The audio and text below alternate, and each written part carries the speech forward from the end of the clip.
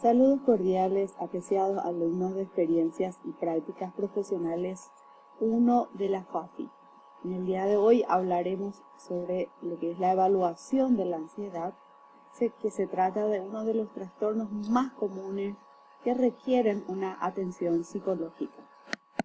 Veremos lo que es la evaluación para la ansiedad generalizada, que se caracteriza principalmente por ser una ansiedad persistente que no está limitada y ni siquiera predomina en ninguna circunstancia ambiental en particular. Es decir, se trata de una angustia libre y flotante que se presenta en todo momento en la persona. Los síntomas predominantes son variables, pero las más frecuentes son quejas de sentirse constantemente nervioso, con temblores, tensión muscular, sudoración, mareos, palpitaciones, vértigos y molestias epigástricas. A menudo se pone en manifiesto algunos temores a que uno mismo o un familiar vaya a caer enfermo, a tener un accidente, junto a otras preocupaciones, presentimientos diversos. Se trata de una preocupación constante de la persona. ¿Cuáles son las manifestaciones clínicas del trastorno? Y podemos ver que se presenta como una preocupación excesiva sobre diversos acontecimientos en la mayor parte del día. Los síntomas somáticos son los más comunes, como por ejemplo la tensión muscular, la irritabilidad, inquietud, cefaleas, mareos, taquicardias, desórdenes en el sueño, dificultad para concentrarse, conducta alimentaria alterada, la dificultad para relaciones sociales, la dificultad para tomar decisiones, y en los niños se presentan la necesidad constante de seguridad y las quejas somáticas recurrentes. Ahora veamos los aspectos básicos a evaluar en la ansiedad. La evaluación de las conductas que constituyen un problema de ansiedad y de las variables que lo mantienen sería uno de los principales. La exploración de los síntomas físicos y motores, la evaluación del área cognitiva, como las distorsiones del pensamiento y creencias. ¿Qué es lo que piensa el paciente? ¿Cuáles son sus pensamientos catastróficos? Por ejemplo, conocer los intentos realizados para superar el problema y los resultados logrados, es decir, qué hace o qué hizo para superar esto y cuáles fueron los resultados.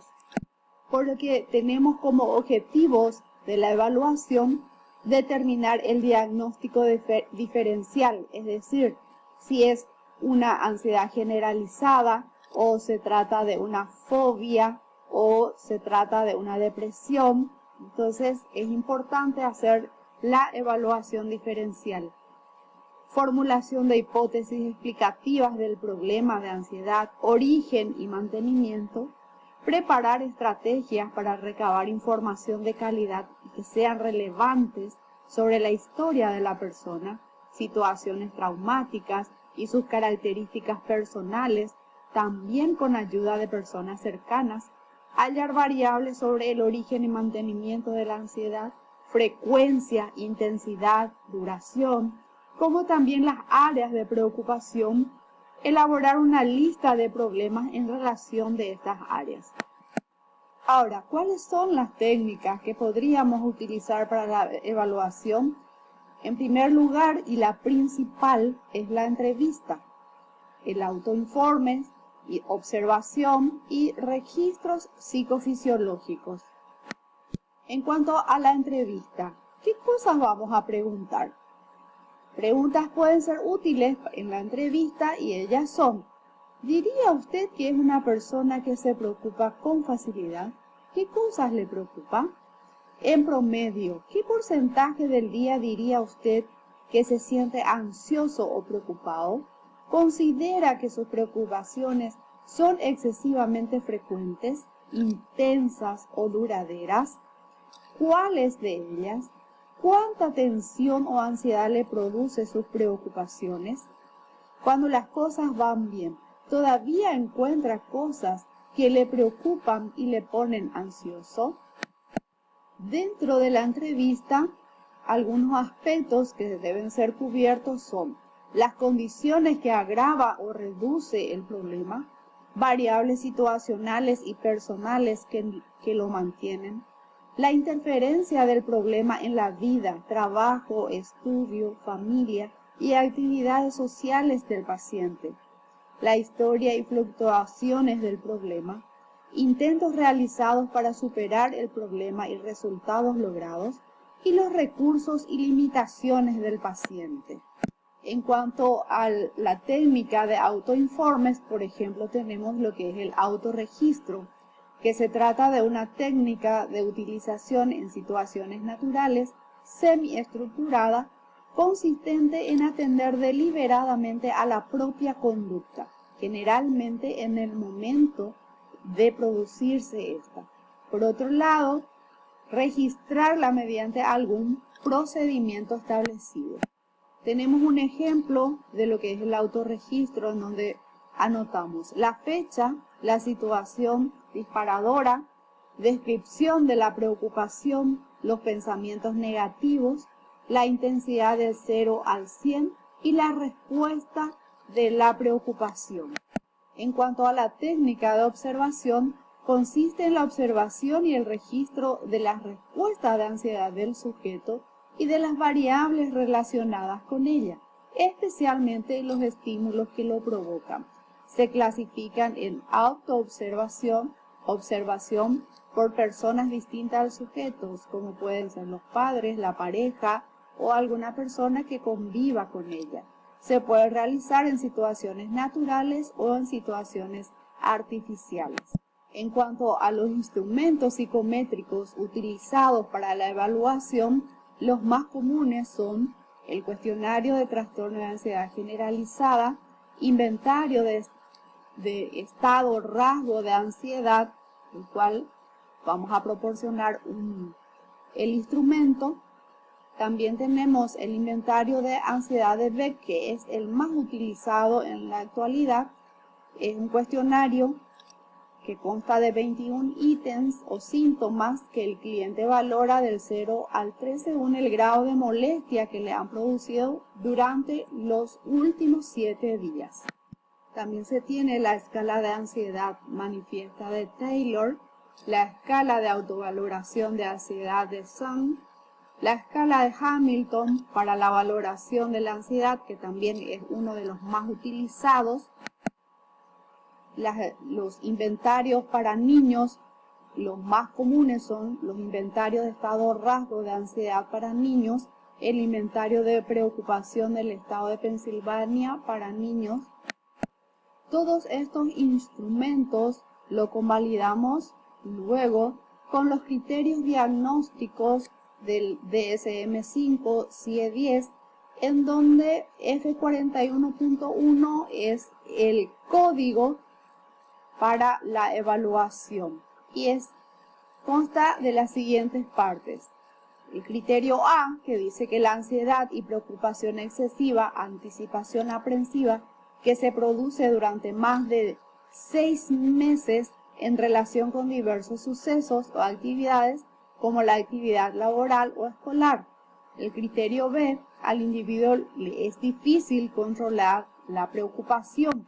El criterio C, la ansiedad y la preocupación se asocian a 3 o más de los 6 síntomas siguientes: inquietud o sensación de estar atrapado o con los nervios de punta, fácilmente fatigado, dificultad para concentrarse o quedarse con la mente en blanco, irritabilidad, tensión muscular, problemas de sueño, dificultad para dormirse o para continuar durmiendo, o sueño inquieto e insatisfactorio. Realizar una buena evaluación en cuanto al origen y mantenimiento de los trastornos de ansiedad es esencial. También debemos de tener en cuenta que varios factores inciden en el aparecimiento de este trastorno.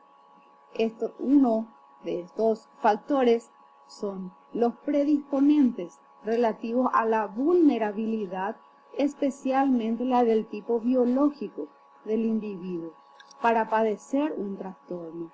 Los factores activadores son otros, vinculados a la percepción de peligro o amenaza y capaces de activar el trastorno. Y los factores de mantenimiento que contribuyen a sostener el trastorno una vez aparecido. También hay que tener en cuenta que algunos casos de ansiedad coexisten con otros trastornos, lo que puede condicionar su naturaleza, su evolución y su respuesta a los tratamientos. Uno de los más comunes es la comorbilidad con la depresión, que se presenta en un cuadro mixto, ansioso-depresivo. También debemos de puntualizar que la ansiedad no tratada puede empeorar y causar más estrés en la vida de una persona. Sin embargo, la ansiedad que es tratada con psicoterapia tiene altas probabilidades de reducir los síntomas y de tener una mejor calidad de vida. También tenemos que destacar que en algunos casos requeriría de un tratamiento farmacológico en los casos de que sea una ansiedad severa. Podemos destacar entonces de que la ansiedad generalizada es uno de los trastornos psicológicos más comunes que requiere de atención psicológica y muchas veces un tratamiento multidisciplinario que implica la medicación. También es importante saber de que con un buen tratamiento se puede reducir los síntomas y salir adelante, que este trastorno no sea un trastorno incapacitante para la persona, dependiendo mucho del nivel de severidad que lo vamos a tipificar de acuerdo a nuestra evaluación. Es un trastorno crónico, por lo que de repente se puede volver a tener episodios de ansiedad, por lo que siempre tiene que mantenerse en un tratamiento psicológico y farmacológico muchas veces si es necesario. En esta imagen vemos un poquito lo que representa la cronicidad del trastorno de ansiedad generalizada. Entonces, por su atención, muchas gracias.